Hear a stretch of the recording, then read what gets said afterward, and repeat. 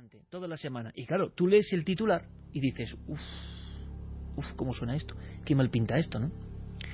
Y el titular hablaba de 3 investigadores muertos cuando tenían la verdad del 11S, una verdad incómoda. Todo el mundo ha leído ese titular y todo el mundo, me imagino, se ha quedado un poco impresionado. Santi también lo ha leído. Sí, no solo lo he leído, sino que lo he visto reproducido cientos de veces en blogs, en las redes sociales. Decenas de vosotros mismos me habéis pedido a través de Twitter que precisamente esta noche os cuente la verdad sobre este asunto. Pues mira, como si tú tuvieras la verdad, eso es una responsabilidad, ¿eh, Santi? Pues no pensaba tenerla y resulta que algo de la verdad voy a tener. Lo cierto, incluso algunas cabeceras de renombre, pues de periódicos digitales y no tan digitales, se han hecho eco de la noticia. Mueren 3 periodistas que preparaban un documental sobre el 11S. La historia, en resumen, es la siguiente. Todo empezaría con unas presuntas declaraciones que hace Vladimir Putin, en las que amenaza a los Estados Unidos con revelar imágenes de satélite que obrarían en poder de los archivos secretos del Kremlin y que servirían para demostrar que el 11S no fue como nos lo contaron, sino que contó con la propia complicidad de los Estados Unidos, es decir, sería un autoataque. 3 primeras espadas, no 3 periodistas normales, 3 primerísimas espadas de el periodismo norteamericano habrían fundado una pequeña productora, entre ellos, para hacer un documental y, entre otras cosas, ya habrían solicitado esa información al Kremlin. Curiosamente, en solamente 48 horas, esas 3 personas fallecen cada uno en circunstancias extrañas. Las 3 personas son Ned Colt, periodista de la NBC, que el 10 de febrero fallece de un derrame cerebral. Ese mismo día, David Carr, un histórico del New York Times, se desploma en plena redacción, cae fulminado por un rayo, no ha trascendido las causas de la muerte y también pues el pobre hombre pasa mejor vida. Al día siguiente, Bob Simon, que para nosotros no significará gran cosa, pero que en Estados Unidos es una leyenda, llevó durante muchos años el programa 60 Minutos, que era un programa de periodismo de investigación muy conocido en aquel país, un programa de la cadena CBS, pues ese 11 de febrero Bob Simon fallece en un accidente de tráfico en pleno Manhattan. Y lógicamente las suspicacias empiezan a trascender y desde luego trasciende la noticia de que estas 3 personas que estaban metidas en esta investigación pues han fallecido en estas circunstancias y que todo huele bastante mal.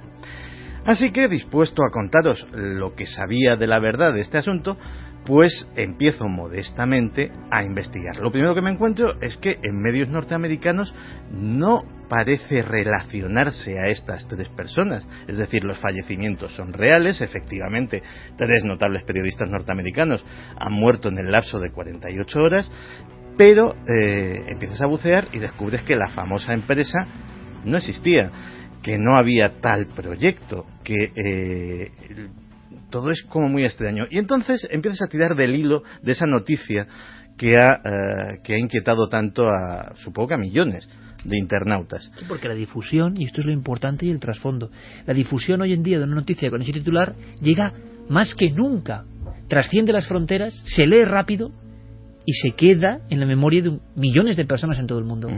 De hecho, recurro a un medio que no es precisamente tímido a la hora de apuntarse a teorías de conspiración, como es Russia Today. Y en Russia Today ya empieza a escamarme una cosa que dice que medios poco fiables afirman... ¿Y lo dice Russia Today? Medios poco fiables afirman que ha sucedido esto. Y desde luego de las famosas declaraciones de Putin ni oír hablar. Claro, porque uno lee que Putin tiene pensad por un momento en la noticia. Putin tiene noticias e información por satélite de que poco menos que Estados Unidos autoatentó. Eso es portada de todo informativo, aunque también lo hablábamos ahí fuera en la terraza, claro, depende cómo estén los informativos. Si están más vinculados en sacar Impacto TV, pues igual no meten esto. Y dices, qué conspiración. Pero por lógica, si esto es verdad, es la noticia del siglo XXI de momento, ¿no? Y otro ejemplo. De verdad que hasta los que son más conspiranoicos, y yo no tengo ninguna verdad, lo repito siempre, ¿se creen de inmediato que eso es así? Y seguramente atacarán a Santi esta noche diciendo, tú no eres de los nuestros, estás... Bueno, lo que vosotros queráis. Nadie ha contado más conspiraciones en España que Santi, y en este programa, nadie. Pero, ¿eso significa que hay que creerse todo? ¿Dejamos el sentido crítico, no es ser realmente poco conspiranoico, no acudir a tu sentido crítico y aceptar todo porque va a favor de obra de lo que tú piensas o que te has creído? ¿De verdad que todo es tan sencillo? Porque por ahí vas tirando del hilo y te encuentras con una sorpresa mayúscula, ¿no? Pues sí, voy tirando del hilo y digo, pues ¿de dónde ha salido todo esto? Vamos recopilando, vamos echando hacia atrás la manivela y al final nos encontramos con la fuente original. Y la fuente original es Sorcha Fall. Y ahí digo, apaga y vámonos. ¿Quién es Sorcha Fall? Porque no todo el mundo tiene por qué conocer a este personaje, o personaja, o llamémoslo como queramos. Monja. Según la historia mítica, Sorcha Fall es un seudónimo, parece ser, de una religiosa de clausura irlandesa. Está bien elegido, ¿eh? Sí. Sorcha, de hecho, es una palabra, es un nombre gaélico, o sea, hasta eso está bien cogido, de una religiosa irlandesa que, por no se sabe qué artes de birlibirloque, tiene contactos privilegiados con los servicios de inteligencia rusos. ¿Es una Sor María Jesús de Agreda de hoy? Claro, habla con los reyes. No pongas a Sor María Jesús Hombre, de Agreda del ya, mismo. pero te quiero decir, una religiosa que tiene contactos al más alto nivel de la nación. Sí. Que, vamos a ver, los que están en el registro, es una amiga de Santi, pero en toda la regla. Que le pasan esa información privilegiada para que la difunda en Occidente, porque los medios occidentales pues no están dispuestos a conocer la verdad. Sorcha Fall, en realidad, de hecho, siempre actúa así. Es decir, si algo tiene es que tiene una página web en la cual puedes ver el histórico de todas las barbaridades que ha dicho. Que Monja de clausura con página web. Sí, que no se ha cumplido ni una, pero que todas tienen una cosa en común. Eso ya es difícil. Sí, hasta un reloj parado dice la verdad 2 veces al día. Pues no, está ni eso. Pues fíjate lo que te digo. Esta buena señora, que ahora te contaré si es señora o señor, o vaya usted a saber qué, siempre utiliza la misma técnica. Coge un acontecimiento, es la mentira más perfecta que hay, que es mezclar una verdad con una mentira. Se coge una noticia que sea más o menos insólita o más o menos extraña, y se mezcla, se construye alrededor. En este caso mueren 3 periodistas de cierto prestigio en Estados Unidos en un lapso de... ¿Es verdad? Es de 48 horas, claro. Es completamente cierto, es curioso, pero también hay que decir que todos eran de una edad bastante venerable. Estamos hablando de gente de 70 años para arriba. Eso no viene en los titulares. Eso no viene en los titulares. Y se monta una historieta a conveniencia del interés o del hilo argumental que esté siguiendo este personaje a lo largo del tiempo para decorarla. Sorcha Fall en realidad se sospecha que es un hombre, que no es irlandés, que no es monja, sería norteamericano, se llamaría David Booth. David Booth monta una página web con el seudónimo de Sorcha Fall, en la que, entre otras cosas, pues... ¿cómo será que dice cosas que ni el grueso de la comunidad conspiranoica acaba ya tragándose? Es decir, Sorcha Fall es un personaje más que denostado por la amplia mayoría del conspiracionismo patrio e internacional. Pero bueno, algunos seguidores y algunos acólitos tiene aquí y en el extranjero. Pues bien, David Booth... entre otras cosas, escribe libros que cuando se los pides resulta que son recopilaciones de los artículos de su página web encuadernados en espiral y fotocopiados, o sea, impresos directamente. Papá te lo manda, te cobra lo que corresponda, y a las 2 semanas más o menos te empieza a mandar correos electrónicos pidiéndote más dinero para la causa, para que contribuyas al esclarecimiento de la verdad.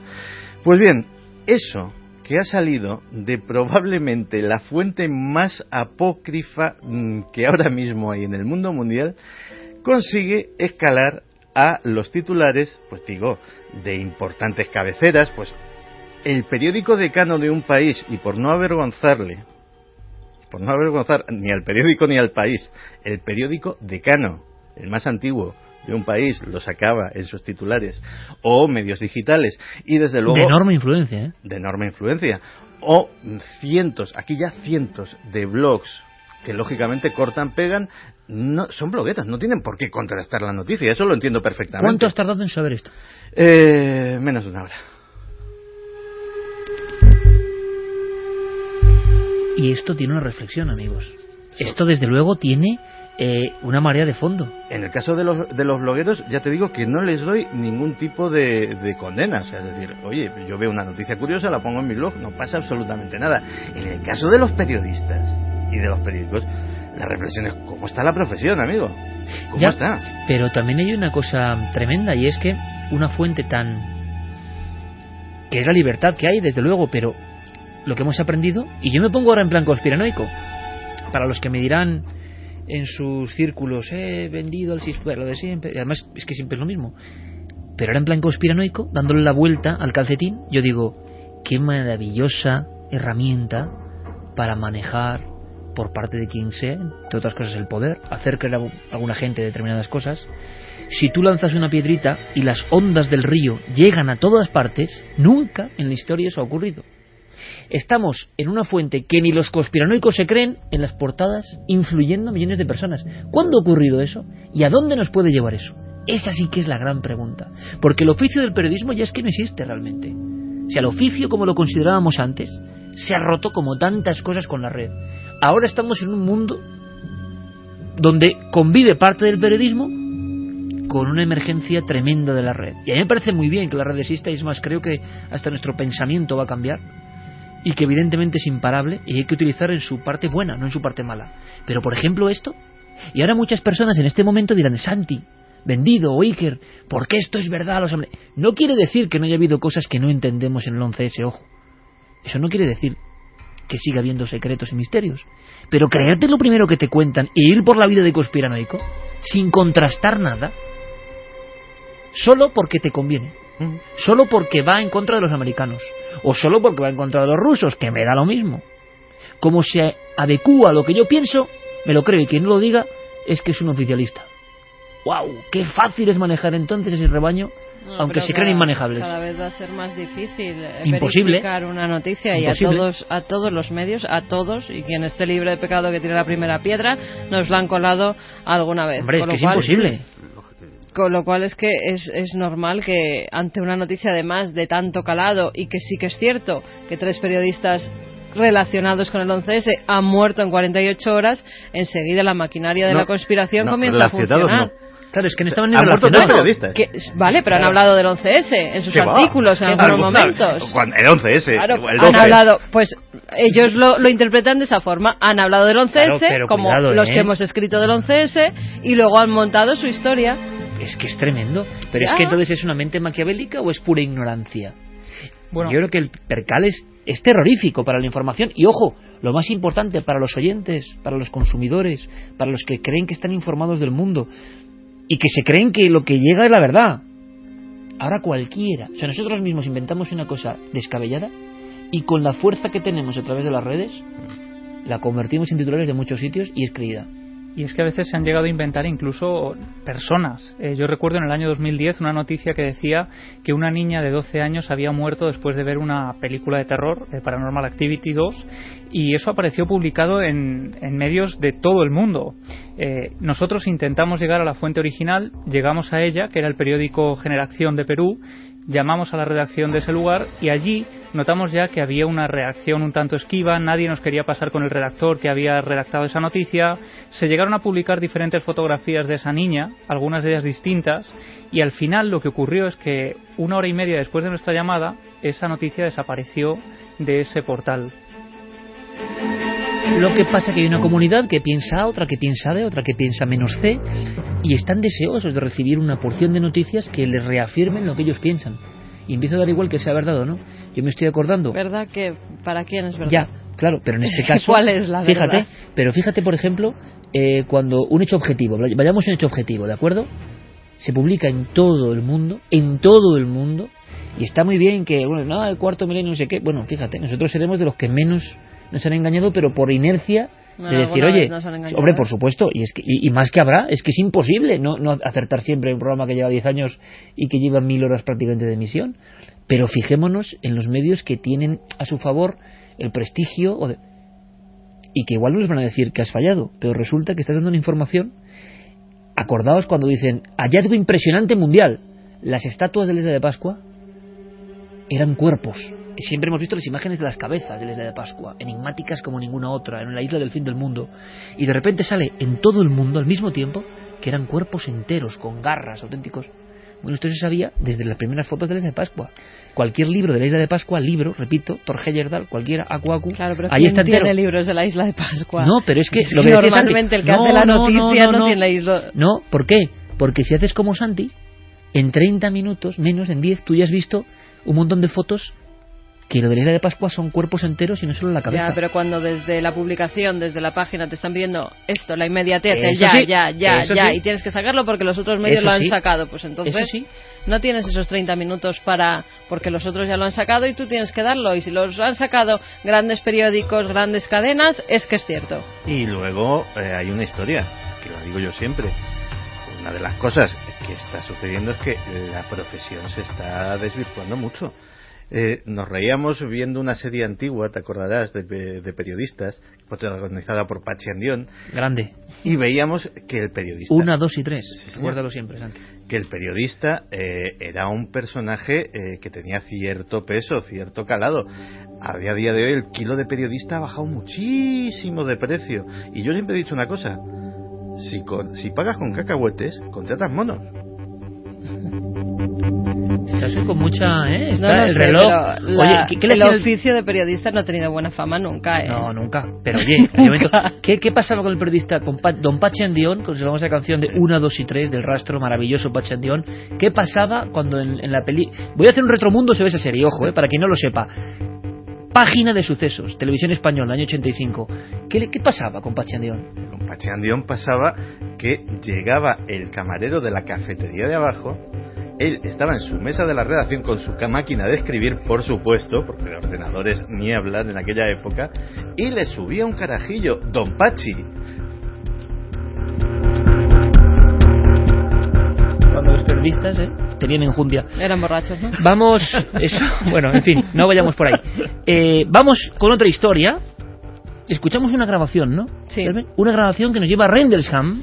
Una grabación del 26 de diciembre de 1980 donde se puede oír a unos hombres que están en el bosque de Rendlesham y están en contacto con la base que está a muy pocos kilómetros de allí. Escuchamos. Estamos a unos 50 metros del presunto lugar de impacto inicial. Tenemos ciertos problemas. No nos funcionan las linternas. Parece haber problemas técnicos. ¿Están tomando muestras de la zona del supuesto lugar de aterrizaje? 4 pitidos como máximo. Hasta 4. Interesante. ¿Es ahí donde están tomando las muestras? 4. ¿Es el punto más fuerte del árbol? Sí, señor. En la parte trasera no da ninguna señal. Percibimos sonidos extraños de los animales de la granja. Están muy activos y meten mucho ruido. Hay mucha luz. ¿Ha visto una luz? Más despacio. ¿Dónde? Justo en esta posición, enfrente, entre los árboles. Ahí está otra vez. Observe delante de mi linterna.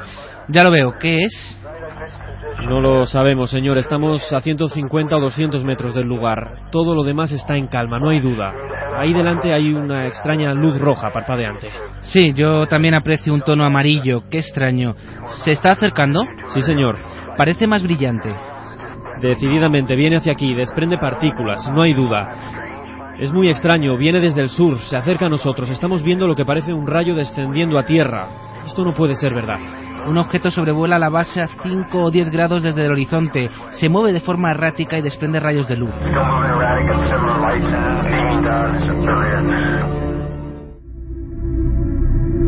Un encuentro, diciembre del 80, entre miembros militares y algo extraño, ¿no? Ujú. Oficialmente un objeto volante no identificado que parece que llega a tomar tierra.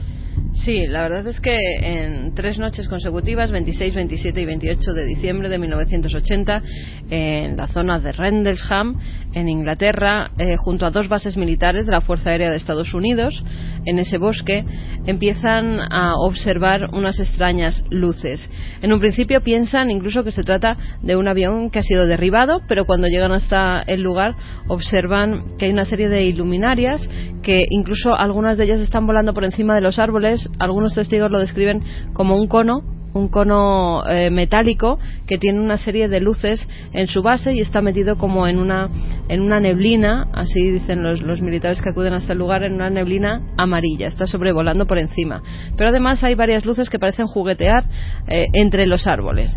Este incidente, como te decía al principio, se repite durante 2 noches más, y cuando van por la mañana al lugar de los hechos, porque aquello parece que emite una radiación de algo y sale volando, cuando van al lugar de los hechos se dan cuenta de que hay una serie de huellas. Parece que hay un triángulo, como si aquello hubiera aterrizado en un momento dado. También hay parte del bosque que está quemada, incluso algunos de los árboles tienen también quemaduras, como si un foco de fuego o de algo que pudiera haberlos deshidratado esos árboles, haberlos quemado, hubiera estado allí durante un tiempo bastante razonable.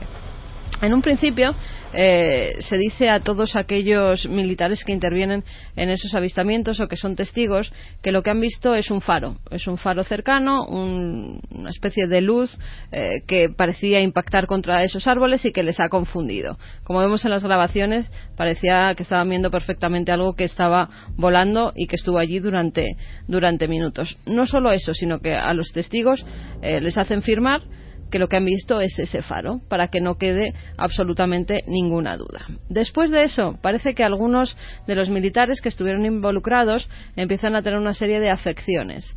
Entre ellos está John Burroughs, que era en ese momento policía de la Fuerza Aérea estadounidense, y que comienza a sentirse mal horas después de haber estado, porque es de los que más cercanos están a ese objeto, que además parece que sobre él impacta una serie de luminescencia por la que cae en un estado como de trance en ese momento e incluso se cae al suelo.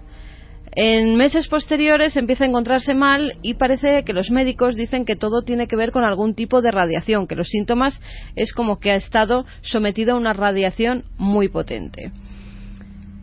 Desde ese momento Burroughs empieza una batalla legal por reconocer, como afectado por una energía desconocida. Exactamente, para que reconozcan que algo ha impactado cuando además estaba de servicio. Fíjate hasta dónde llega, que incluso le llegaron a denegar tanto a él como a su abogado los papeles médicos que se hicieron en la base aérea en la que estuvo. Eso me suena, ¿eh?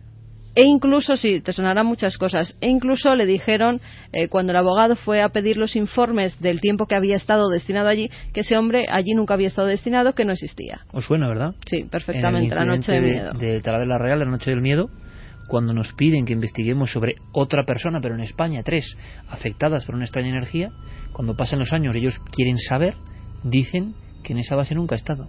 Es que se copia el procedimiento, ¿eh? En una base compartida, ojo, por americanos e ingleses. Exactamente. A raíz de eso, Burroughs tiene varias operaciones, cirugías de corazón, algunas de ellas a corazón abierto. Hemos podido hablar con él. John Burroughs dice todo lo que sufrió después de ese tremendo impacto al estar cercano al objeto. After many years Han sido muchos años tratando de conseguir que la Administración de Veteranos reconociese que John Burroughs fue dañado en acto de servicio en diciembre de 1980. El daño que recibió tuvo efectos inmediatos en su corazón, algo que no se había detectado cuando se unió a la Fuerza Aérea un año antes y que con el tiempo requirió de una operación a corazón abierto.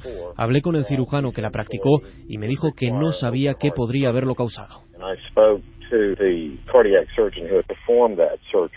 He said he didn't know what could have caused that damage. Escuchábamos a su abogado, que además dio con una serie de documentos del Ministerio de Defensa británico donde se publicaban los altos niveles de radiación que se mostraban en el lugar donde aterrizó el OVNI. Gracias a eso han podido tirar del hilo. Es más, John Burroughs escribe al senador estadounidense John McCain para que le ayude a contar su historia y a que por fin le puedan dar una paga por esos daños que sufrió. Ahora sí que escuchamos a Burroughs y lo que él supone.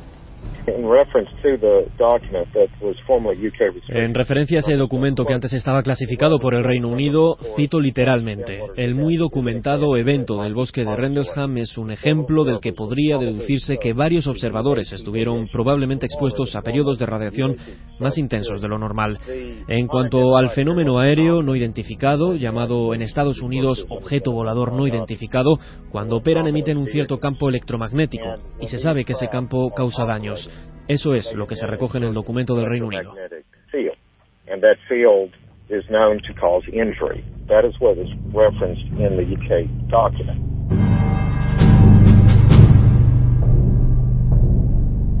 Por fin, después de más de 30 años peleando porque le den esa paga, ya la tiene, por discapacidad médica completa, y además su abogado ha declarado que los ovnis existen y que pueden causar daño físico y que pagan el tratamiento. Además ha asegurado, quiere decir, que de facto el gobierno admite la existencia de esos objetos volantes no identificados que nos visitan, que tienen constancia de ello y que pueden agredirnos. Pero que pueden ser humanos también, ¿no? Sí, dicen claro, objetos volantes no identificados. En ningún caso se habla de extraterrestres. Que generan una energía que hace que alguien pueda pedir, es un caso único en el mundo, pueden causar daños. Puede pedir una indemnización al gobierno porque ha sido dañado por un ovni. Me parece algo... En España puede haber unos cuantos casos, pero desde luego me parece algo increíble, ¿no? Escuchamos lo que nos dicen. Tomándose este caso en serio, el Departamento de Defensa de Estados Unidos, ya que esta asociación forma parte de ese departamento y tiene que recurrir a él para conseguir la información, está confirmado que el fenómeno OVNI es real. Confirman que tanto yo como otros hemos estado expuestos y confirman que esa radiación ha provocado efectos dañinos en mí y seguramente en otras personas que están ahí fuera. Para mí, esta confirmación deja en evidencia la desclasificación OVNI porque el proyecto Codine dice que esto es lo que está ocurriendo en el mundo y que los gobiernos son conscientes de ello. Ha llevado 3 décadas conseguirlo. Ha habido negación y desinformación, pero finalmente se ha abierto una brecha y opino que se trata de una victoria común, no solo mía. Mucha gente luchó y continúa peleando por ello. Esto es la confirmación de que realmente sucede.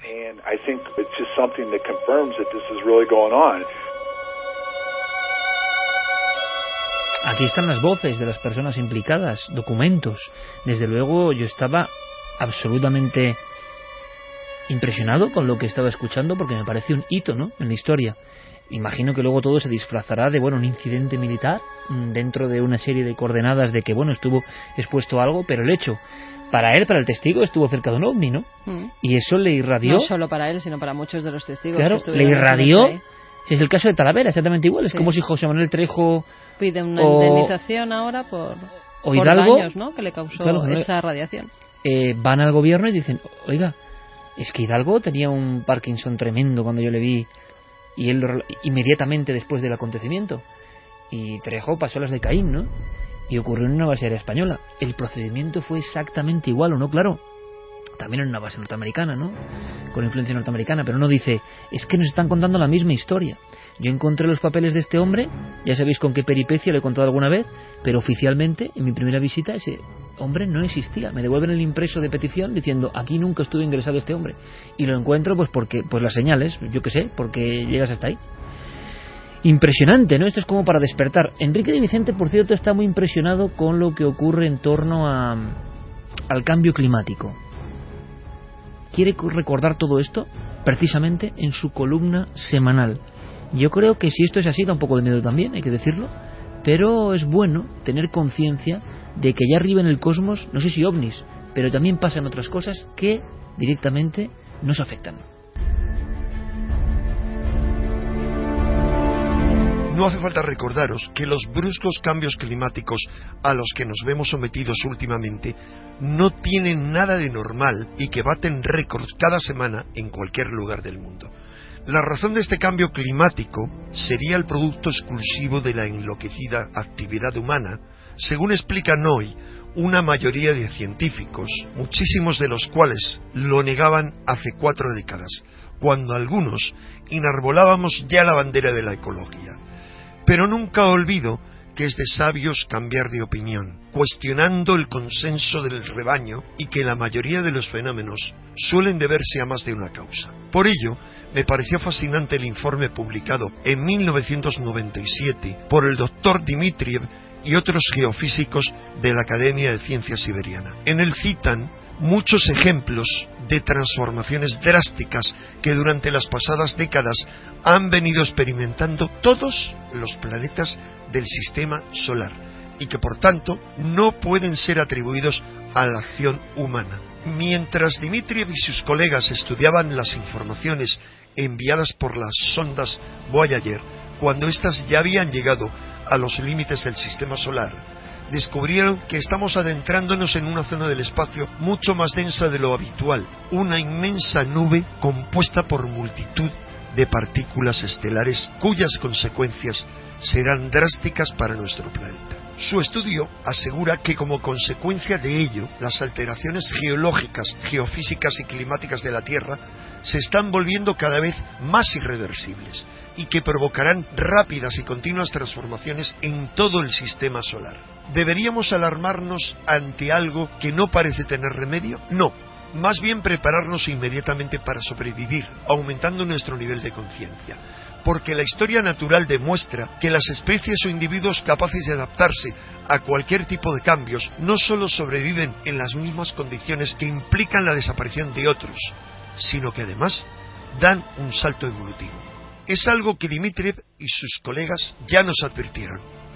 Hace 2 décadas aseguraban que cada ser vivo pasará por un examen o control de calidad determinante de su habilidad para cumplir con estas nuevas condiciones, y que no podemos afrontar este reto de forma individualista. Además de todo esto, una sucesión anómala y creciente de bólidos celestes y otras 1000 llamadas de atención intentan golpear nuestra conciencia, pero seguimos viviendo completamente ajenos a esta necesidad de cambios urgentes, tan solo atentos a mezquinos intereses económicos, financieros o localistas. De forma tal que, aunque no existiera esa probable amenaza cósmica, corremos el riesgo inmediato de perecer ahogados en los excesos de nuestros propios egos individuales y grupales. ¿Qué hacer entonces? Tomar conciencia. Prepárate para un cambio que estará también repleto de consecuencias transformadoras y positivas. Despierta. Enrique de Vicente, empeñado en que despertemos, en que tomemos conciencia, siempre repite una especie de mensaje patrón, ¿no? Que es que no podemos estar sometidos a esta sobresaturación de información y pensando que es la verdad. Teníamos ese debate, Santi, Javi, Carmen fuera, y tú, Javi, lo decías precisamente. Y lo decías abiertamente, y lo que a veces debatimos en la terraza no hay que tener ningún temor a traerlo hasta aquí. Y es la curiosidad, ¿no?, de los medios de comunicación, cómo se ha ido frivolizando parte de la información y cómo muchas personas creen ciegamente en lo que están recibiendo. Digo esto porque luego nos va a contar Santi, que sea mínimamente, mañana en Cuarto Milenio tenemos un recuerdo para una serie de ejemplos curiosos, que creo que todos deberíamos aprender de ellos algo, ¿no? Pero esa sensación la teníamos fuera, debatíamos fuera sobre eso. Sí, hay veces que esto también nos daría para un debate, saber qué tipo de cosas son noticias realmente y cuáles no. Hay algunas que parece que están un poco en la frontera y que a veces incluso abren telediarios, aparecen en las portadas de los periódicos y se repican durante días y días y días. Y tú preguntas, ¿habrá cierre? Que en el fondo es la gran cuestión, ¿no? Habrá una conspiración también de fondo en todo esto. Es sorprendente, ¿no? Bueno, es que además parece que eso tiene ciertos efectos sobre las preocupaciones de las personas. Hace poco salió una encuesta en la que se decía que los ciudadanos, la preocupación de la corrupción había descendido drásticamente en las últimas encuestas. Porque se ha dejado de informar tanto. Efectivamente, coincidía con que se ha dejado de informar sobre todo esto. ¿Hasta qué punto el cerebro humano colectivo es consonante con lo que va recibiendo de los grandes medios de comunicación, a pesar de que ahora la fractura en los medios y, como estamos viendo, la capacidad de recibir impulsos informáticos es absolutamente exponencial respecto a antes, ¿no? Tenemos un sinfín de estímulos, pero todavía el público, yo creo que es normal, acude, como decía antes Carmen, a la columna. Si esto lo dice esta prensa seria, es que esto es cierto. Por lo tanto, no sé si manipulación, yo creo que desde luego siempre ha debido ser así, pero es verdad que es curioso, ¿no? Por otro lado, el material que llega de las propias redes inunda los propios formatos informativos, y en todo esto es un totum revolutum, porque cuesta mucho menos, evidentemente, y hay muchas imágenes de impacto, y a veces el hilar imágenes de impacto ocupa el espacio que antes estaba destinado, pero que igual siempre ha sido así, o es una sensación nuestra. Nosotros... No, es que estamos en la era de la imagen. Antes era la era del periódico, del papel, de la información, y ahora estamos en la era de la imagen. Al que no le pongas y habrá los resultados de audiencia 30 cuando se ponen... segundos de imágenes impactantes, se va a otro telediario que se las ponga. Si es que no está, con lo cual es que es normal. Está inventado. Los americanos hace años, los estadounidenses, inventaron un concepto que era el infotainment, es decir, el entretenimiento, o sea, la información entendida como entretenimiento. Cualquiera de los que nos están escuchando ahora mismo desde los Estados Unidos de Norteamérica sabe que para escuchar o para ver informativos de calidad tiene que recurrir a X cadenas muy determinadas, y que el resto, los informativos genéricos, son infotainment, son cosas que son para estar entretenido, pero no para estar informado. Bueno, no sé, imagino que habrá de todo, ¿no? Pero que es curioso porque últimamente, si observáis un poco con esa mente crítica o despierta o tomando conciencia, no simplemente, que nos pasa a todos, no simplemente ingiriendo la información, os daréis cuenta de que aunque os quedéis enganchados, yo me quedo enganchado con todo tipo de programas, programas que todo el mundo critica y que me dicen, no sé qué, y yo no soy tan zafio ni tan hipócrita. Muchas veces comiendo me quedo viendo algunas cosas porque te quedas como absorto, ¿no? Porque eres ser humano, y entonces hay una disputa y un conflicto y no sé qué, y yo me quedo viéndolo, pero al mismo tiempo soy consciente de que estoy recibiendo eso, ¿no? Es decir, estamos en un tiempo tan de cambio que es sorprendente. Nosotros hacemos un homenaje, Santi, a una serie de personajes que hemos llamado, y mañana me gustaría que lo vieseis, Los Silenciados. Los Silenciados, y curiosamente, fíjate que alguien seguramente nos va a hablar de algún investigador del 11S, que este sí que de verdad era investigador del 11S y se jugó la vida en ello y la dejó en el envite. O sea, que así ha habido realmente esos casos, pero esta vez no era.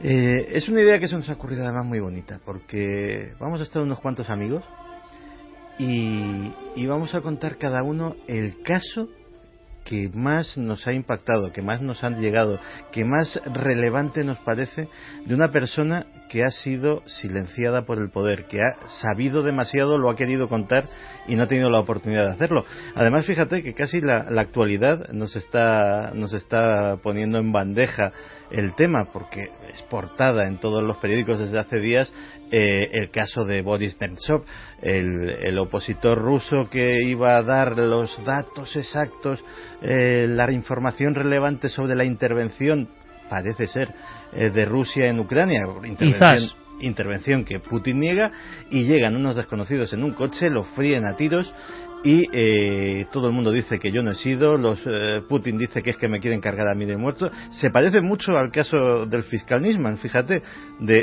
puede haber sido yo, pueden haber sido mis enemigos. Mañana en Cuarto Milenio hablamos de eso, Santi. Sí, señor. Va a ser interesante. Ahora, el silenciamiento de personas que pensaban por sí mismas, ese es muy antiguo. Ya veréis qué sorpresa. Vais a conocer a una mujer que también fue silenciada, y han pasado muchos siglos.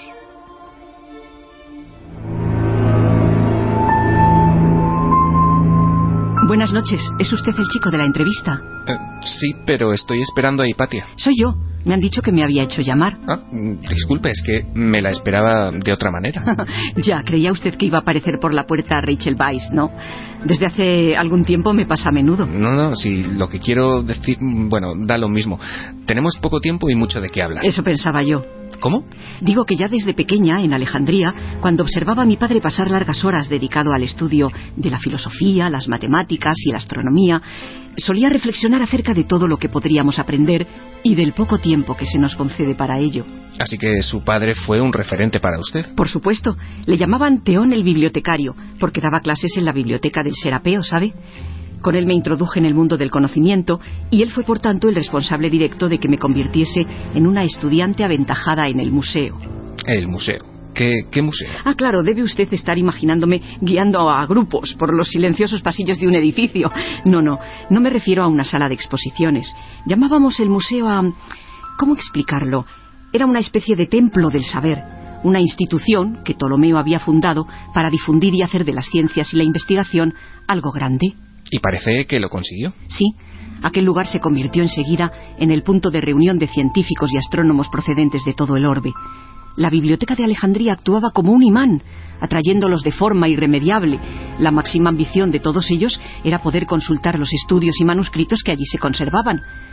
¡Qué gran pérdida! Sí, desde luego hay pocos acontecimientos tan vergonzosos y trágicos. Sí. Carl Sagan lo contó muy bien en Cosmos. Sí, el bueno de Sagan, ¿sabe? Realmente me produce mucha tristeza pensar en ello.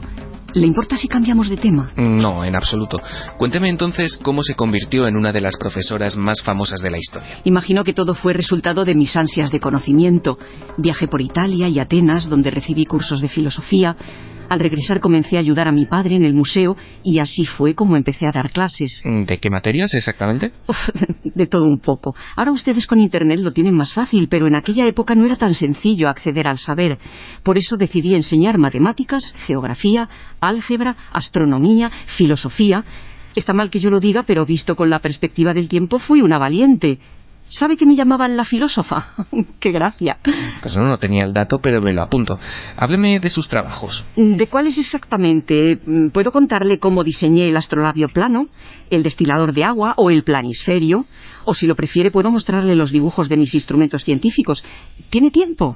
Poco, como siempre. Entonces, de leerse mi corpus astronómico o mis 13 volúmenes de comentarios a la aritmética de Diofanto ni hablamos, claro. Ay, una lástima, sobre todo teniendo en cuenta el alto precio que tuve que pagar por escribir esas y otras obras. Imagino que se refiere a... Dígalo sin miedo, a mi asesinato a manos de aquellos fanáticos. Supongo que el cariño de mis discípulos, la admiración del pueblo, incluso de los más humildes, y mis obras sobre distintos ámbitos de la ciencia, despertaron recelos y envidias. No sabe la de gente que ha pasado por aquí con un final parecido al suyo. Lo imagino, siempre ha habido personas incapaces de soportar la fama y la sabiduría de otros. El éxito de los demás es para ellos como un hierro al rojo vivo.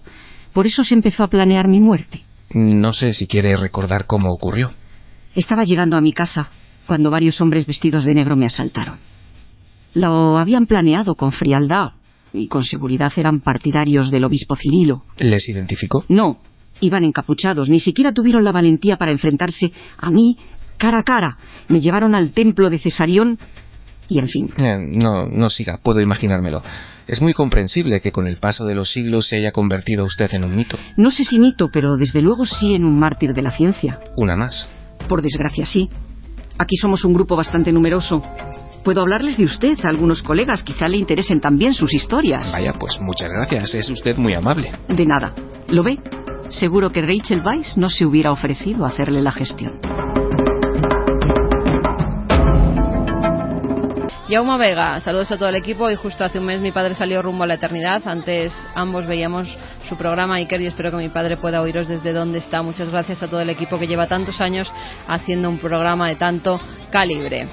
Mi abuela Belina se nos fue este jueves día 5 por la mañana tras batallar desde agosto del año pasado con un cáncer de útero horrible y doloroso. Escribo para pedir bendiciones. A ella le encantaba ver Cuarto Milenio y El Milenio 3. Las dos juntas lo hacíamos, aunque ella últimamente no lo hacía debido a su enfermedad. Yo le contaba todo lo que sucedía y hablaban. Le encantaba todo el equipo, pero sobre todo le gustaba oír a Iker y a Enrique de Vicente.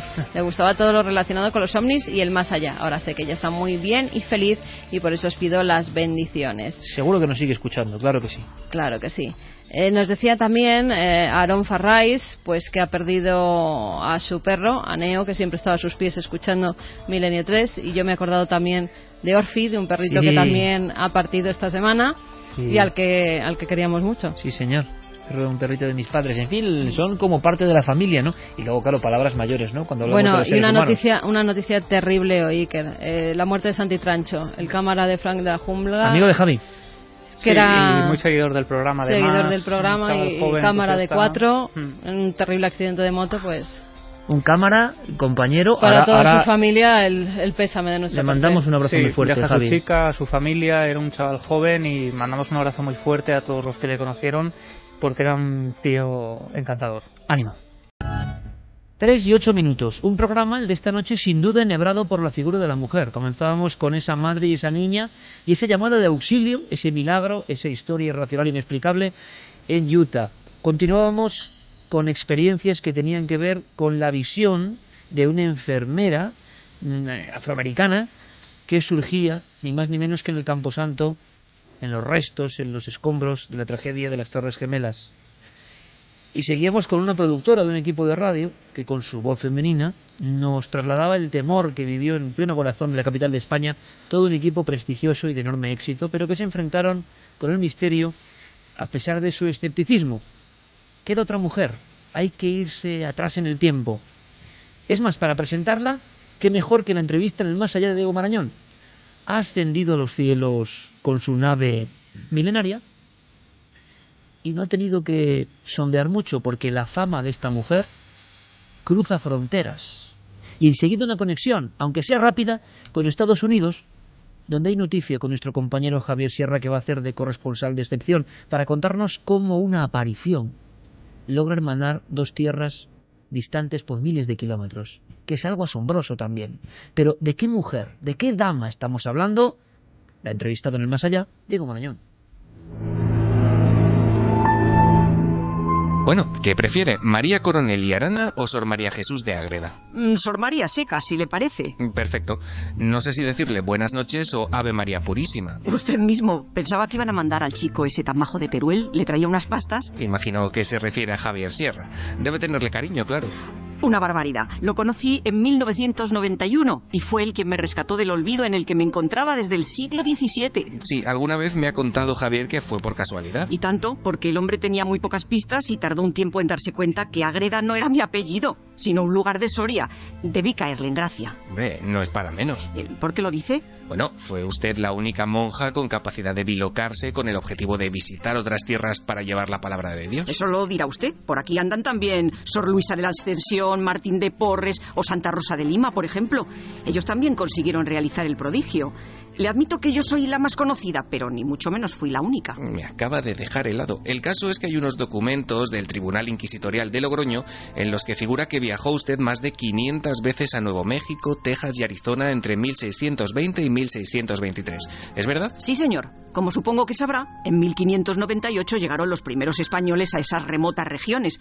Y lo que yo hacía pero era... espere un momento, hermana. Estamos hablando de dos puntos entre los que hay unos 11.000 kilómetros de distancia. Dije bien, pero hacía el viaje en un decir Jesús y sin escalas. Por aquellas tierras estaban por aquel entonces los Jumanos y los Hopi. Unos ángeles me trasladaban sobre un trono entre las nubes. Eso es una de las cosas que más pueden extrañar a la gente en nuestros días, lo entiende usted, ¿verdad? Claro, y no les culpo porque es otra época. Así que se adelantó usted a la catequización, digamos, oficial. Sí, no había tiempo que perder. Claro, eso tuvo una parte buena y otra mala, porque cuando en el verano de 1629 un grupo de frailes llegaron a aquellas regiones inexploradas de Nuevo México para convertir a los nativos, se encontraron con que las tribus les pedían ya el bautismo. ¿Y qué hicieron? Pues no lo sé, supongo que gritarían ¡milagro, milagro! Es muy probable, sí. ¿Y qué me dice de su apodo? ¿Se refiere a lo de la Dama Azul? Sí, justamente. ¿De dónde sale? Sale de esas mismas gentes. Los frailes les preguntaron quién les había instruido, y como no sabían mi nombre ni podían dar muchas explicaciones, respondieron que había sido un misterioso espíritu femenino al que ellos se refirieron como la Dama Azul. ¿Y usted cómo llegó a dedicar su vida a Dios? Mis padres se relacionaban mucho con los franciscanos de San Julián. Mi madre era más oficiosa y viva de natural que mi padre, pero ambos eran extremadamente religiosos. Las circunstancias eran complicadas. Yo era algo apocada e inútil y supongo que con el fin de que espabilara mi madre me trataba con dureza. En verdad le digo que en mi vida les vi el rostro sereno hasta después de hacerme religiosa. Con 25 años me nombraron abadesa del convento franciscano de Ágreda. ¿Es cierto que estuvo usted a punto de morir en su juventud? Se hizo la cera para mi entierro, no le digo más. Pero sobrellevaba los padecimientos con gran entereza y por suerte conseguí recuperarme. Los médicos se maravillaban de que pudiese soportar tan crueles males con tan débiles fuerzas y sin quejarme. Y si no me equivoco, con el tiempo llegó usted a ser confidente de Felipe IV. Así es. A menudo tenía visiones de su esposa e hijo muertos, así que, modestia aparte, me convertí en una pieza clave de su reinado. ¿Quiere decir que influyó usted en sus decisiones políticas? Fui su consejera durante más de 20 años. Pero si quiere saber los detalles de nuestra colaboración, le sugiero que se lea las 614 cartas que componen nuestra correspondencia. Se publicaron por primera vez en 1885. Bueno, las buscaré. Bueno, pero hágalo el lunes, que a estas horas ya es domingo y hay que descansar. Bueno, pues con esto yo ya tengo suficiente. ¿Me da a mí las pastas? No. Ya le he dicho que son para el chico ese de Teruel. No, pero yo se las llevo si quiere. Que no me fío. Escriba usted una novela sobre Sor Luisa de la Ascensión y a ver si ella le regala una caja de huesos de santo. 13 minutos, Ángeles afuera, espléndida, maravillosa, poniendo voz a un misterio con forma de mujer, como ella hace, ¿no? Como asimismo hace, por supuesto, José María del Río, otro maestro, cuando los personajes en el más allá tienen voz masculina. Pero claro, conocimos todos esta historia realmente por las pesquisas de Javier Sierra, el chico de Teruel, con su investigación sobre la Dama Azul. Y la noticia se encuentra a estos 11.000 kilómetros de España. Y allí estamos, a 11.000 kilómetros. Javier Sierra, compañero, buenas noches. Muy buenas noches. Qué maravilla que nos podamos bilocar gracias a la tecnología en estas fechas. Pues sí, y tú siguiendo siempre la sombra, la pista, la senda de la Dama Azul, que hemos presentado casi con una sonrisa, personaje bien conocido por todos los oyentes de Milenio 3, pero lo asombroso, Javier, es que dos lugares tan distantes se hermanen en una bilocación a través del tiempo también, por estas apariciones absolutamente increíbles. Ya no es solo la figura de Sor María Jesús de Ágreda, sino se está reivindicando el área que a ti más te interesa y a nosotros también, la parte sobrenatural, ¿no? Efectivamente. De hecho, a lo largo de todo el día de hoy se ha celebrado en la Universidad de St. Mary, en la ciudad de San Antonio, en Texas, que es donde yo me encuentro en este momento, un encuentro que es una especie de cumbre entre autoridades, expertos en historia, cronistas y también indios nativos de esta zona y autoridades venidas desde Ágreda, en Soria, para debatir sobre la cuestión de cómo se fundó el estado de Texas. Y el estado de Texas comienza, digamos, a tomar carta de naturaleza en época española, a principios del siglo XVII, cuando los primeros misioneros franciscanos se adentran en estas tierras, precisamente inspirados o guiados por lo que cuentan los indios de que hay una misteriosa dama azul que está convirtiendo sobre todo a la tribu de los humanos. Bueno, hoy de todo eso se ha hablado en esta universidad del centro de San Antonio, y la verdad es que ha sido muy importante y yo creo que muy impresionante ver, por ejemplo, a un obispo emérito que ha estado 29 años en la zona de San Ángelo, casi en el extremo este del estado, en donde se registraron mayor número de apariciones de la Dama Azul, defendiendo con vehemencia que efectivamente que ahí el fenómeno sobrenatural de la bilocación, tenga la interpretación que tenga, se había producido y que sin ese fenómeno no se podría comprender la implantación del cristianismo en esta zona y tampoco la fundación del propio estado de Texas. Así que imagínate hasta dónde llega esta peripecia que parecía una anécdota paranormal o extraña de los libros de historia y que sin embargo ha tenido una enorme influencia en el mapa actual de los Estados Unidos. Javier Sierra, nuestro compañero en San Antonio, a tantos miles de kilómetros, y yo creo que esto es un hito, porque realmente él, por una serie de casualidades como siempre, llega hasta la historia de la Dama Azul y da la impresión de que a veces, lo hemos dicho en ocasiones, las historias quieren ser contadas en cierto momento por algo, somos instrumento de ese algo. Y gracias a tus libros, esta historia se reconoce en España, se reconoce en Ágreda con una popularidad mucho más allá de lo religioso, y esto también conecta con lo que está pasando en Estados Unidos. Lo que ha tenido que ser para ti emocionante, me imagino, Javier, es ver a descendientes de aquellas tribus que veían la Dama Azul, porque hay una frase que yo no me olvido, ¿no?, de tu obra. Decías que en ciertas noches las abuelas y las madres acurrucaban a sus hijas y a sus hijos y les hablaban en ciertas condiciones de las apariciones o de alguna forma de la huella, del legado de esta Dama Azul que se identifica de inmediato con Sor María Jesús de Ágreda. Y esas personas de esas etnias mantienen vivo el legado. ¿Es algo que se ha olvidado, que se ha recuperado o siempre ha estado ahí? Pues fíjate que una de las cosas también que se ha comentado en esta jornada de hoy, precisamente hace unas horas, ha terminado hace escasamente 3 horas, en la Universidad de San Ángelo, de San Antonio, es que la tradición oral ha sido muy importante para mantener toda esta historia de la Dama Azul, pero que es una tradición oral que mantienen nativos indígenas que hablan español pero no hablan inglés. Y por lo tanto la historiografía anglosajona, los que hoy hablan del moderno estado de Texas, en fin, los que mandan, digamos, en esta parte del mundo, pues la habían desestimado, simplemente no se habían enterado. Y eso explica por qué hace apenas unos años, en 2005, un grupo de humanos, de aquellos indios, de aquellos descendientes, ¿no?, de los indígenas que fueron convertidos por la Dama Azul, salió a la palestra pública diciendo: cuidado, que los humanos no nos hemos extinguido, que no hemos desaparecido de la faz de la historia, que seguimos viviendo y que seguimos diciendo que aquella Dama Azul se apareció a nuestros antepasados y de alguna manera nos salvó la vida. Hablan en esos términos. Dicen que les salvó la vida porque aquellos humanos eran tribus sedentarias que estaban a principios del siglo XVII siendo masacrados por los apache, y gracias a las apariciones de la Dama Azul llegaron los españoles, construyeron misiones, construyeron muros de piedra para proteger sus casas de adobe, y gracias a ello salvaron la vida. Hoy termina el hermanamiento, o más bien se solidifica, entre dos lugares tan alejados, donde la protagonista es esta mujer, para que todo el mundo lo comprenda, y casi en titulares, porque tenemos que ir dejando a Javier Sierra para que pueda cenar algo. El hombre, con la diferencia horaria, sé que está buscando algún sitio y que he tenido estos minutos pues para contaros todo lo que está pasando ahora mismo. Esto me parece prodigioso, está pasando ahora mismo, y seguramente, excepto alguna crónica tuya en Diario de Soria y alguna otra cosa, poco se va a decir a nivel nacional, y es sorprendente. Es que una aparición está motivando todo esto, una aparición tan singular. Yo lo he contado con algunos directivos, compañeros de la televisión, y todos estaban asombrados, decían: ¿qué película hay aquí? ¿Qué película? Y con la historia de esta mujer que tenemos que redescubrir gracias a la intervención de Javier y a la investigación, porque si no quedarían los legajos antiguos de historias religiosas que la gente no querría ver. Pero, Javier, para ti, para esa gente, ahora mismo, ¿cuál sería el dato, el elemento, lo que a ti te hace pensar que de verdad esa mujer, esa silueta, esa dama que se aparecía a miles de kilómetros era la misma que pertenecía al alma, al cuerpo, a la personalidad de Sor María Jesús de Ágreda, que no salía de su celda en el convento soriano?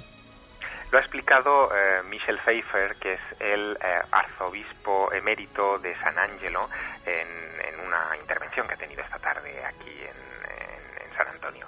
Él dice que en el año 2011, impresionado por lo que le contaban sus feligreses indios que acudían a la diócesis, contándole todavía hoy historias de la Dama Azul, decidió visitar Ágreda en España, aprovechando un viaje que tenía pastoral, ¿no?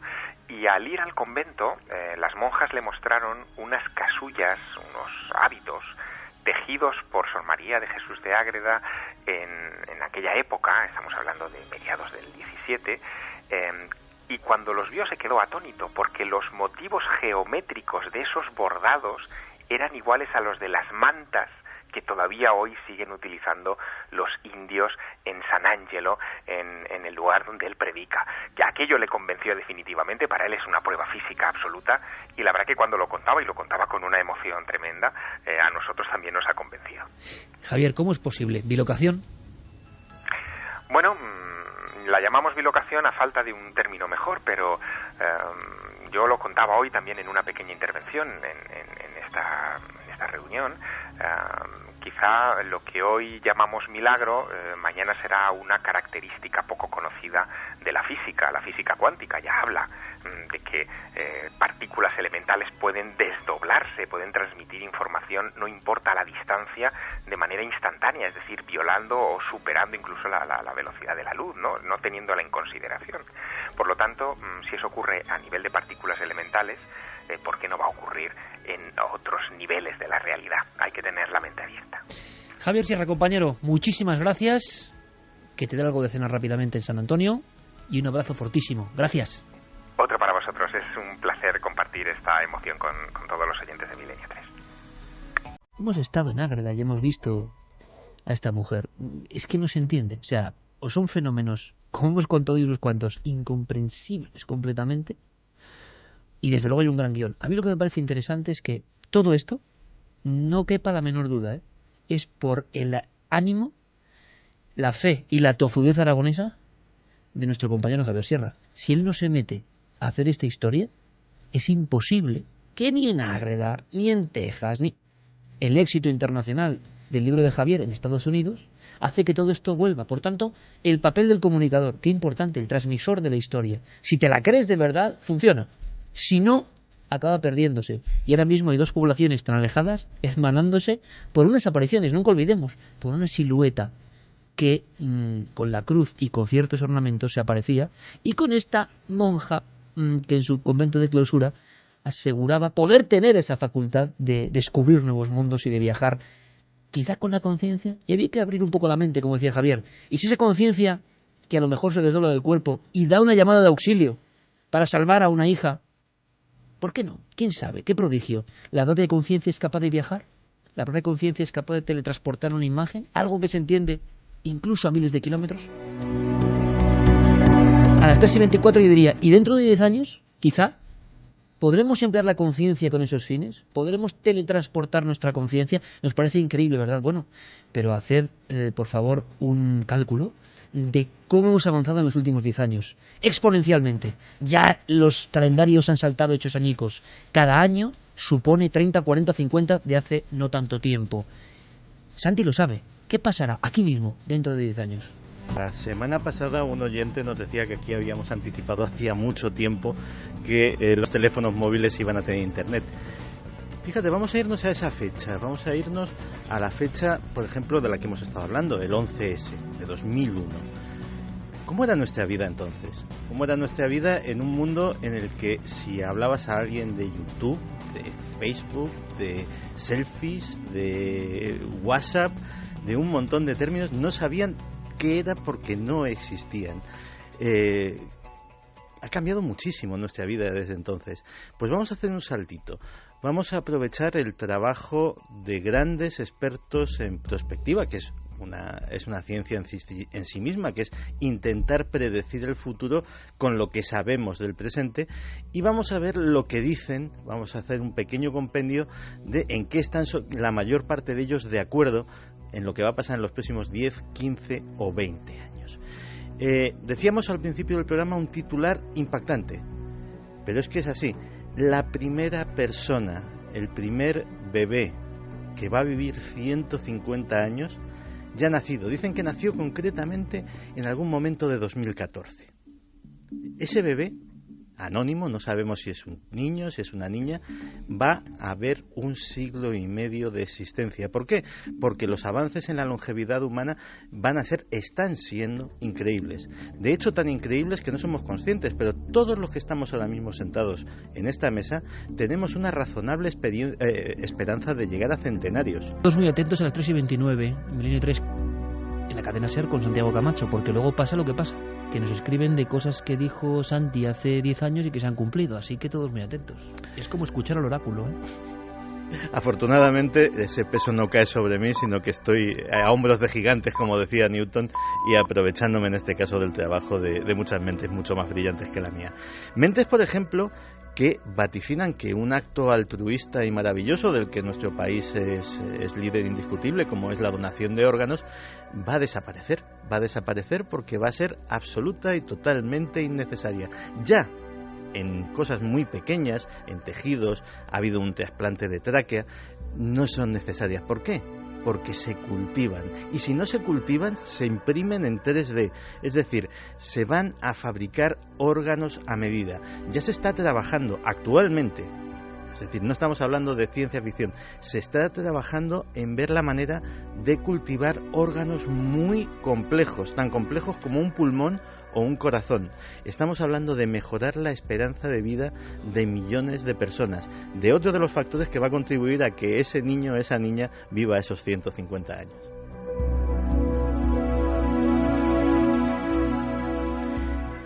También todos esos expertos dicen que esto que hemos mencionado, la impresión en 3D, va a dar la vuelta al mundo tal y como lo conocemos. Va a ser algo así como la aparición de esos móviles con internet, va a ser algo así como la aparición de las redes sociales, va a darle un vuelco a todo.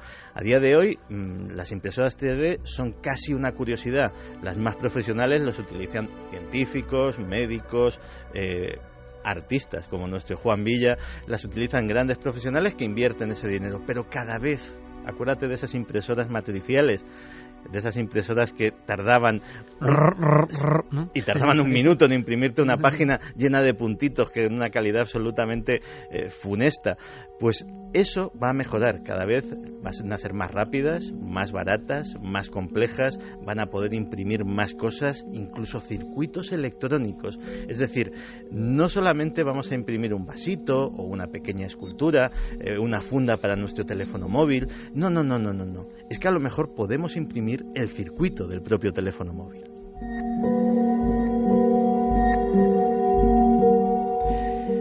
Dentro de 10 años seremos 8.100 millones de personas y subiendo. Es decir, en solamente 10 años habremos añadido 1.000 millones de personas más a la población del planeta. La población además se distribuirá de formas muy curiosas. Por ejemplo, para 2050 se espera que Nigeria, un país con la 10ª parte de la extensión de Estados Unidos, para hacernos una idea, sea la tercera potencia más poblada del mundo, justo detrás de China y de la India. Posiblemente África sea un continente que tenga muchísimo futuro.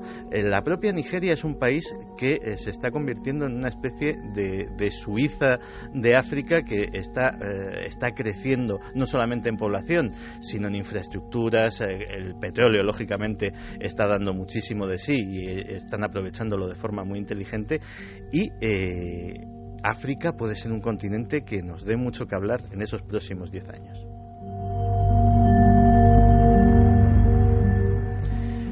Una de cal y una de arena. La energía será un 30% más cara que actualmente. Y no solo eso, consumiremos muchísima más. Con lo cual, no solamente las empresas, las fábricas, los gobiernos, sino que los ciudadanos de a pie, cada vez en nuestra factura, en nuestro presupuesto doméstico, lo que nos lleve la energía sea más y más dinerito.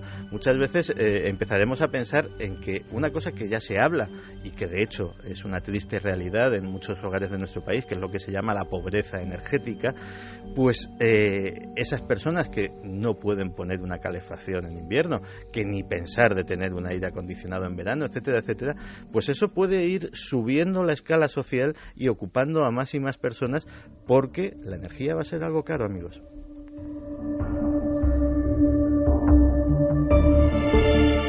Y esta la estabas esperando. Todas las tendencias dicen que el cibersexo va a ser una de las grandes industrias tecnológicas de los próximos 10 o 15 años. Oye, Santi, aclara de por qué la estaba yo esperando, lo de cibersexo. Lo estabas esperando porque habíamos hablado de ello previamente en el pasillo. Habíamos tenido una importante... Un pequeño debate, sí. Pues bien, ese auge de la industria no estamos hablando ni siquiera de la pornografía online de la que estamos hablando. Estamos hablando de cibersexo. ¿Qué quiero decir? De sistemas que utilizarán la realidad aumentada, la realidad virtual, elementos y aparatos diseñados exclusivamente y que probablemente sean un éxito de ventas. iPods del sexo, para hacernos una idea, robótica. Es decir, estamos hablando de una revolución tecnológica y de consumo enfocada al sexo sin personas. O sea, una cosa realmente inquietante. Que eso tú ya lo adelantabas en la trilogía famosa que hiciste sobre el sexo y la conspiración del sexo. Tema de que sigue siendo un tabú, vamos, hablar de la conspiración, no del sexo, que ya no es tabú, evidentemente, sino de la conspiración que hay detrás y de la forma absolutamente habitual de llevar al rebaño y de someter los más bajos instintos y de tenerlos sometido absolutamente, con alegría y babeo por parte del colectivo. Así que, entonces, ¿qué ocurre?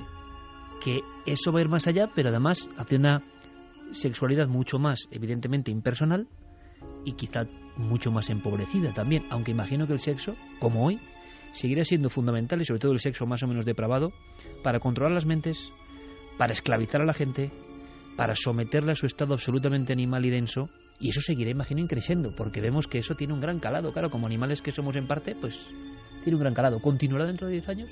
Seguramente. Fíjate hasta qué punto llega esa industria, que hace poco estuve precisamente para Cuarto Milenio haciendo un trabajo sobre realidad virtual, hablando con varias empresas del ramo, y descubrí que evidentemente una de las aplicaciones más demandadas de la realidad virtual hoy en día es la pornografía virtual, la pornografía en 3D absolutamente interactiva, que ya hay.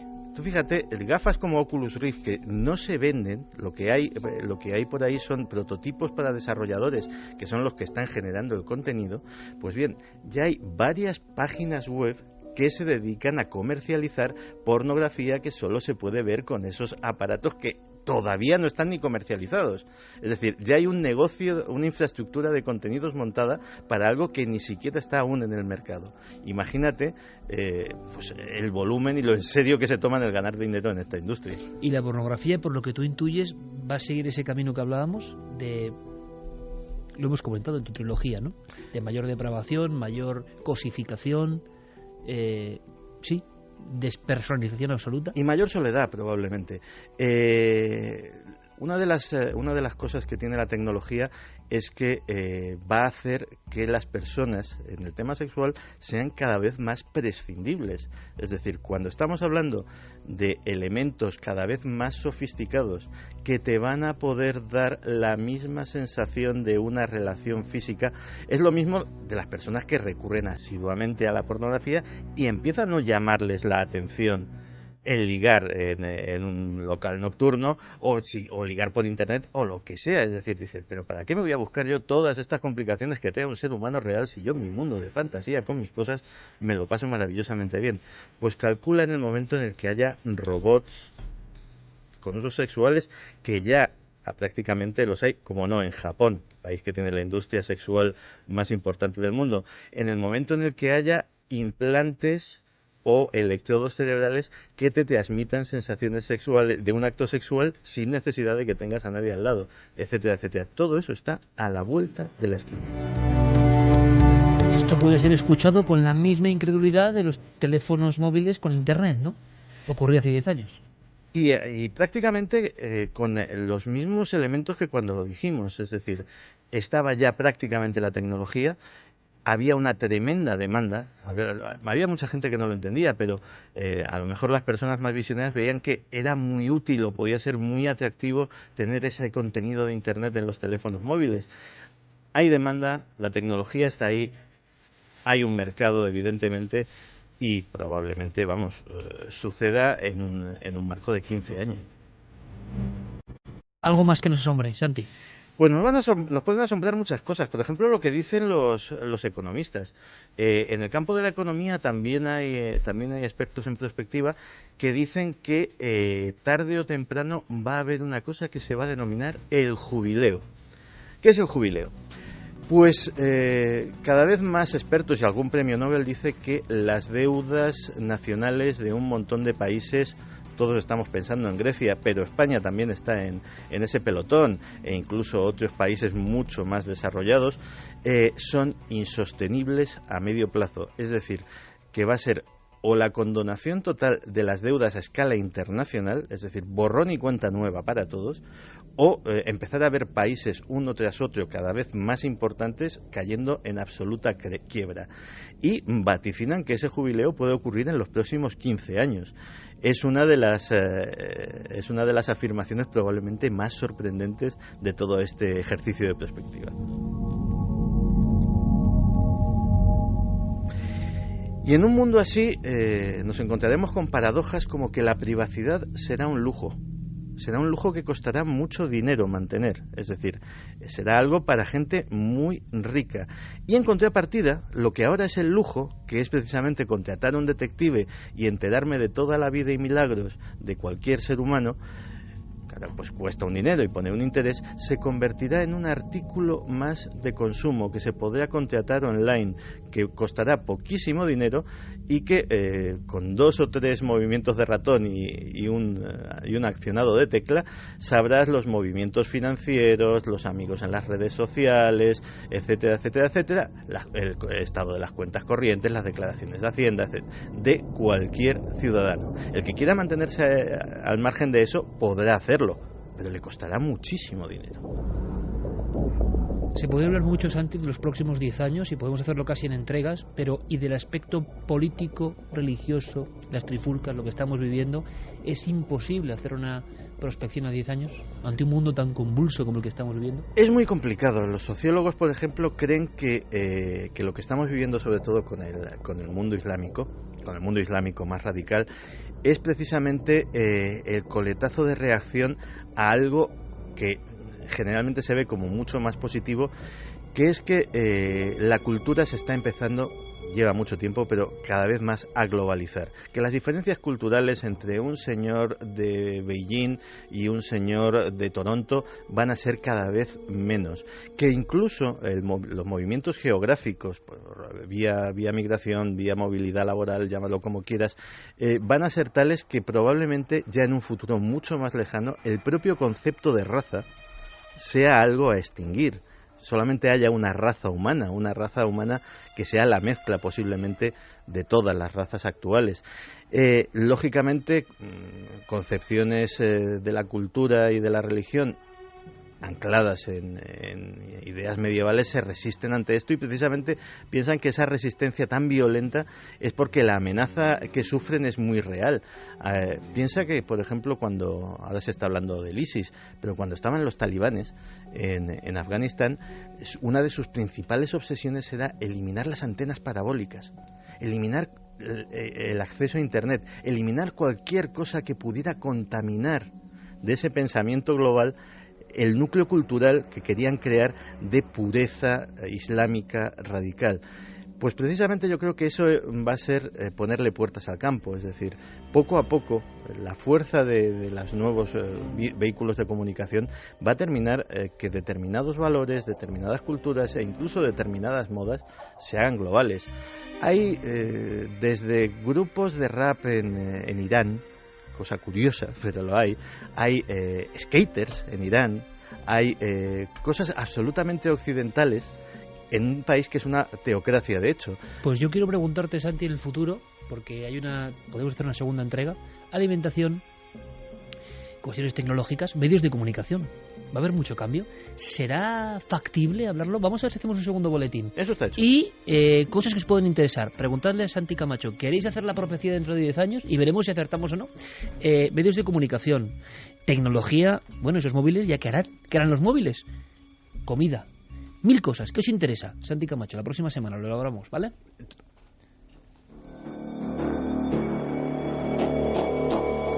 Hay una cosa... Sí. Javi, es que te iba a dar paso porque tenemos una viñeta de un caso que tenemos que analizar. Hay una cosa que parece muy idílica y yo creo que es bastante preocupante, que es el tema de el poder vivir, alcanzar 200, 300 años en un futuro, ¿no? Y recomiendo un libro de Saramago que se llama Las intermitencias de la muerte, que comienza de forma magistral diciendo: al día siguiente no murió nadie. Y lo que cuenta es que la gente de pronto deja de morir, no se sabe por qué. Y eso tiene unas consecuencias tremendas que también son dignas de análisis para esta sección de Santi. Es que hemos estado dando los titulares, pero cada uno de esos puntos analizado, tú imagínate simplemente lo de la longevidad. Bueno, decir, pues piensa en la seguridad social, en hasta qué edad se te bajará, en la natalidad. Vamos a hacer una prospección de Santiago Camacho con los temas más punzantes. Vamos a hacerlo por entregas. No quiere decir que sean correlativas todas las semanas, pero es muy interesante. El futuro 10 años. Y a ver qué sale, ¿vale, Santi? Me parece muy buena idea. Es una especie de remedio de visado para el futuro, pero acoplado a 10 años en concreto, no muy lejos, 10 años. ¿Cómo va a cambiar el mundo? Me interesan los medios de comunicación. ¿Existirá la radio y la televisión, todo eso? ¿Habrá sido absorbido por la red completamente? ¿Y los periódicos? Me interesa que me lo cuentes, ¿eh? Infórmate porque, venga, medios de comunicación o comida, fundamental, para la semana que viene, por lo menos. Javi, rápidos como el rayo, pero creo que es interesante. Creo que la observación es... Esta noche hemos contado muchas cosas muy especiales, muy poco escuchadas. Es curioso, ¿no? Después de tanto tiempo. Bueno, pues lleva una más. Sí, esta ocurría además, como decíamos, hace escasos días, el 6 de marzo, a las 2 de la madrugada. Cristina iba de copiloto, conducía a su pareja. Ellos venían de una urbanización de Caldas de Montbui, en la región del Valles Oriental, en Cataluña. Conducen por la C59, van en dirección a su casa. Entonces, de pronto, a lo lejos, ellos van circulando por una carretera solitaria y observa ella, Cristina, una extraña figura, una figura que no debería estar allí. Coincide con un momento, además, en el que venía un coche en dirección contraria por por esa vía de 2 carriles, y esto es lo que nos cuenta de esa visión. Mi novio conducía, yo de copiloto, y yo vi pasar, venía un coche de frente y yo vi pasar una mujer que iba con pantalones y suéter de color verde, y la vi perfectamente cruzar como si fuera una persona, y que iba andando, no iba corriendo, porque me extrañaba que en una carretera tan oscura que pasara una mujer por ahí, que no hay pueblos cerca, solo hay una urbanización, a las 2 de la madrugada, que pasara andando. Eso es lo que me extrañaba. Entonces yo me asusté porque pensaba que, yo la vi cruzar y pensaba que la iban a atropellar. Pero cuando llega un coche venía de frente, cuando llega el momento de que se cruza con el coche, como digamos que la va a atropellar, desaparece, ya no la veo más, ni la atropella ni nada, sino que como que pasa por ella.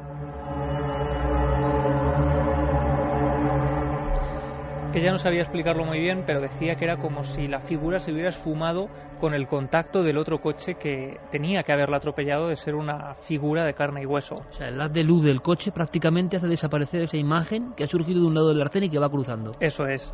A ella le llama la atención esa tranquilidad, una calma extraña, ¿no?, con la que va cruzando la carretera. Dice que no llega a ver ningún rasgo, solo la silueta, pero la visión es suficientemente clara como para llegar a determinar incluso que es una mujer. ¿Y la prenda que lleva? Eso es, el color de la prenda, el pantalón, el jersey. Pero claro, lo que a ella le llama la atención es que ella entra casi en un estado de histeria, pero su pareja está reaccionando de forma completamente fría, casi como si fuera ajeno a esa escena. Él es la persona que conducía, por lo tanto, además, tenía que estar prestando especial atención. Si era una figura que pasa delante de su vehículo, tenía que haberla visto. Y ella, Cristina, nos cuenta la reacción de su pareja en ese momento. Al rato me di cuenta que mi novio no la vio. Entonces le pregunté, ¿no te has dado cuenta la mujer que ha pasado? Encima pasaba andando. Y él me dijo que no, que qué mujer. Y yo le dije, la que acaba de pasar, que la iban a atropellar, y él no vio nada. Y me quedo en estado de shock como diciendo, ¿qué ha pasado? Porque yo me he asustado mucho y él es una persona que siempre se fija en todo y en ese momento no vio nada, porque yo la vi perfectamente cruzar andando. Yo pensaba en todo momento que él la estaba viendo igual que yo. Y cuando me doy cuenta de que no, entonces es cuando me quedo como sin palabras, como no sé, porque solo la veía yo.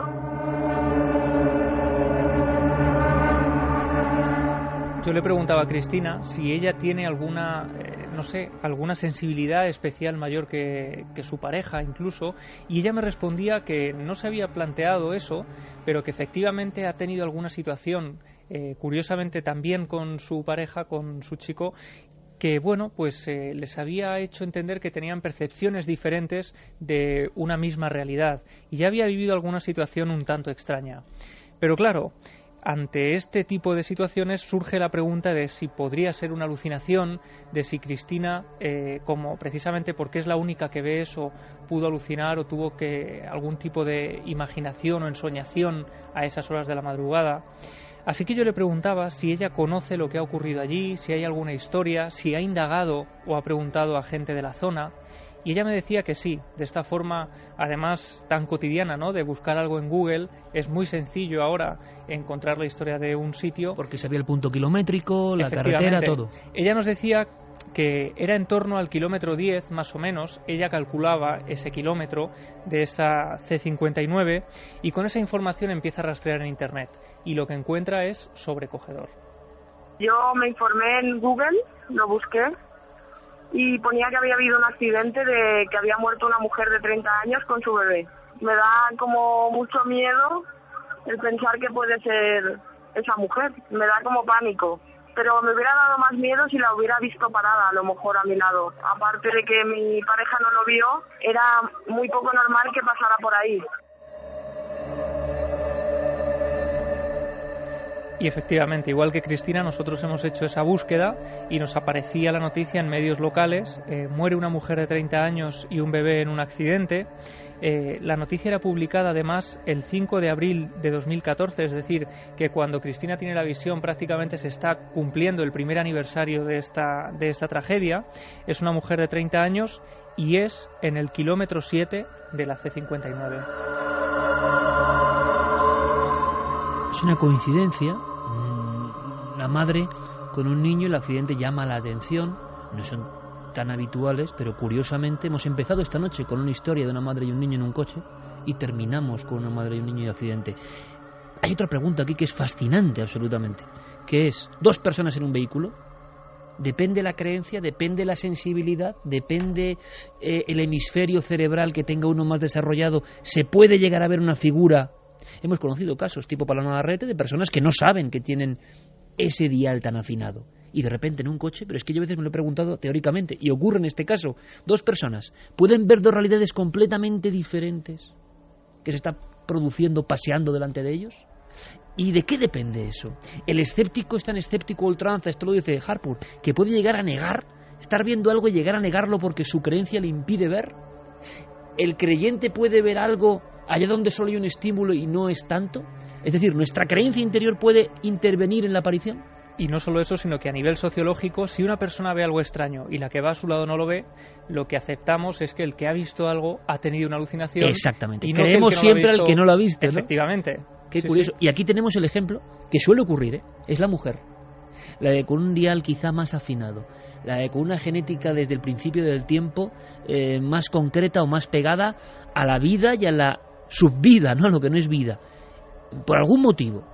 Por la especialización a lo largo de generaciones, quién sabe. Pero la magia de la mujer parece que conecta los hilos que estábamos hablando. Pero pocas veces un caso tan gráfico. Dos personas ante el palco de una aparición. Un hombre no ve absolutamente nada y los dos se conocen, son pareja, y ella ve algo, no una mancha, algo definido, que quizá, quién sabe, tiene que ver con algo que pasó allí. Me parece una historia de manual, ¿eh? Dos personas, una no ve nada y otra lo ve todo. ¿Qué opináis? Esta música que pone Noel, por cierto, es terrorífica realmente, ¿eh? Es terrorífica. La utilizamos con algunas historias de Javi y pone los pelos de punta, tiene ese no sé qué. Así que si te parece, Noel, pegamos la cambiada, porque este programa ha sido también un poco intrigante. Vamos.